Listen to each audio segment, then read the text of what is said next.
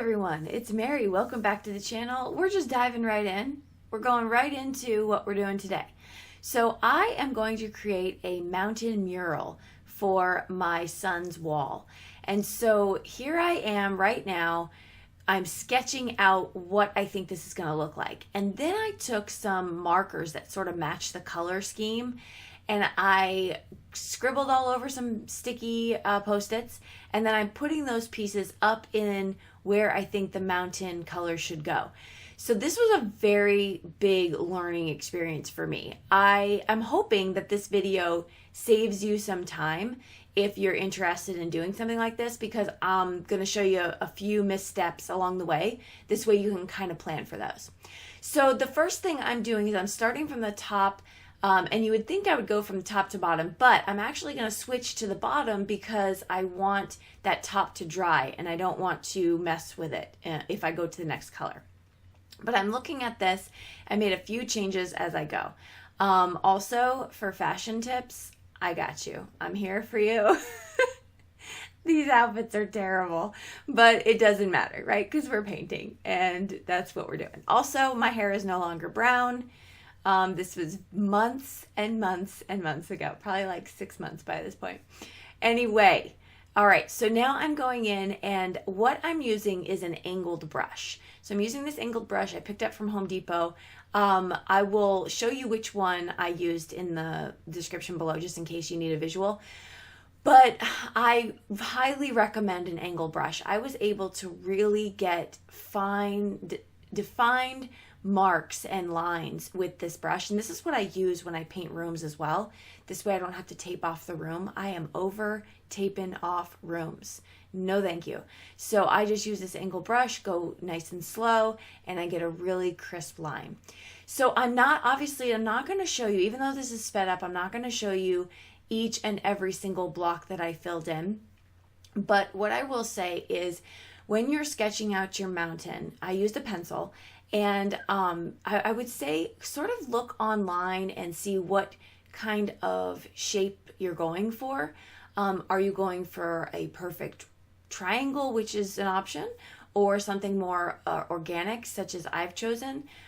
Just kind of pick your scheme and then go with it. The color choices, I think, were probably the part I had the most difficulty with. I thought I wanted to do sort of a green with the bottom up front, and then move it back to where it looks like it's a shadow as you look across the scene.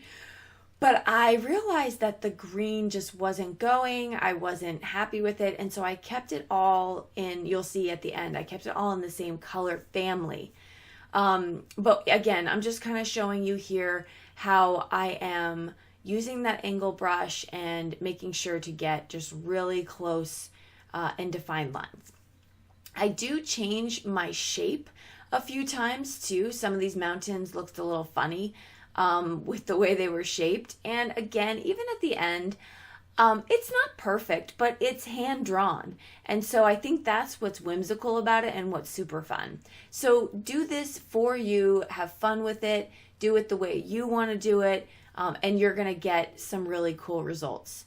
Okay, so I am choosing this color blue. Now, I wish I can list out all of the colors that I used for you, but the problem was I picked up some on sale paint at Hobby Lobby. Oh, see, I'm not even happy with that one.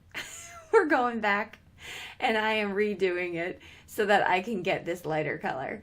You're going to see that quite a few times, folks.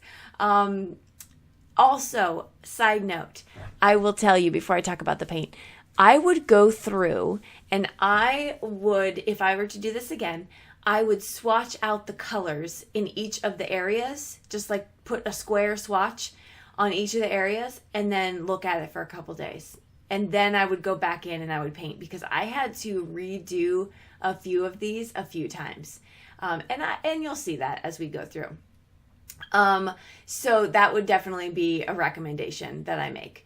Now I am moving on to the nighttime. Here you can see I'm working through the night. This took me a couple days, not all day, every day, but I worked on it over a few days. So back to the paint. What I did was I picked up some on sale paint and then I had white and then I kind of put it in different containers and I made it different shades. of the same blue. And I think that was, now I didn't figure that out until halfway through this process, but I think that from the beginning, that is what I recommend. All right, so this is a thumbs up from Adia. She approves of what's happening in the room. I wouldn't let AJ see it because I wanted him to be surprised. So he had no clue what we were really, he knew it was going to be a mountain mural, but he didn't know what exactly it was going to look like. So it was really fun to show him the reveal. All right, so I am there staring at it, contemplating, what am I doing with my life? Do I like this? So far, some of the peaks are throwing me off, but also I got all the way of this to this green, and I'm like, why is the lower green lighter than the second green? None of this is making sense. So I definitely did some painting soul searching on this endeavor. And I think that is why I'm keeping it all in and I'm showing you as far as sort of the lessons I've learned along the way. Because unless you're a professional, like I wouldn't have known to do any of these steps this first time. This was my first time. So yeah, the next clip here you're going to see, I decided to change it to blue. So now I've decided, you know what, I'm going to keep this all the same color scheme. And I was very happy that I did so. And so you can see I'm going to go through and I'm going to give this, I think this is a different color. I want to say it's a little bit less shiny, but it might be the same color. It's just that it's lighter when you are painting it on wet.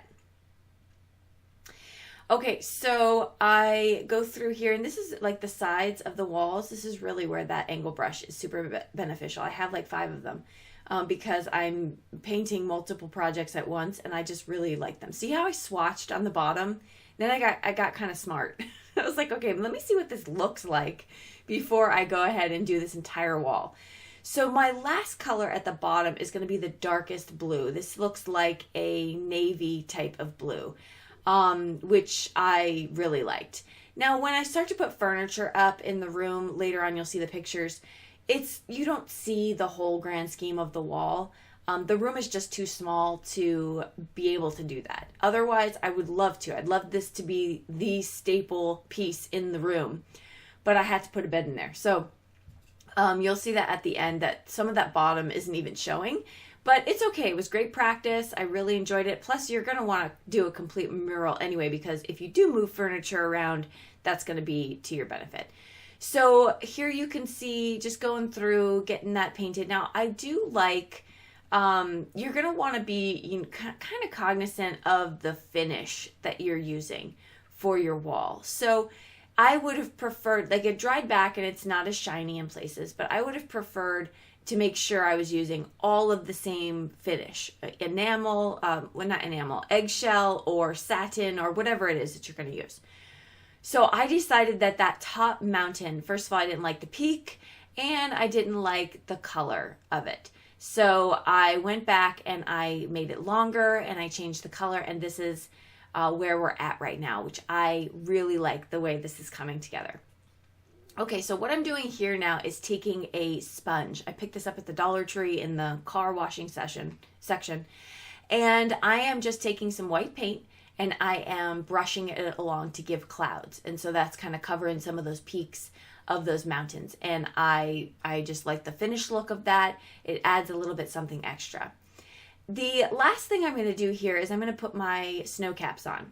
I started off making the snow caps a little bit too finished, a little too perfect. So the rounded pieces of the snow, like at the bottom, and I think that's okay if that's what you like, but here you can see I messed up. And so I'm like, how can I fix this?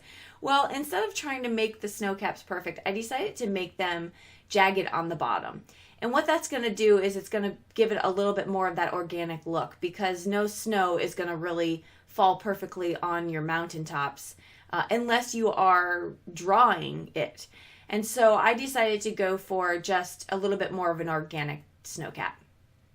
And I don't do it on every single one of them.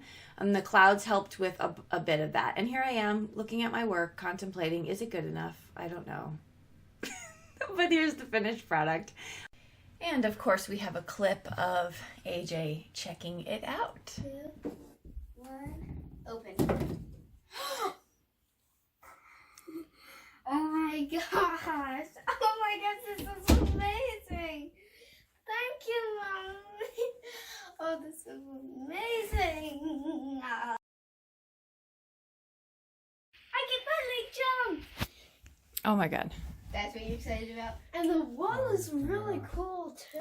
Yeah. Oh, you like the wall? And look, I do TV. See TV. Oh, I did not even notice. It's bigger than the last one.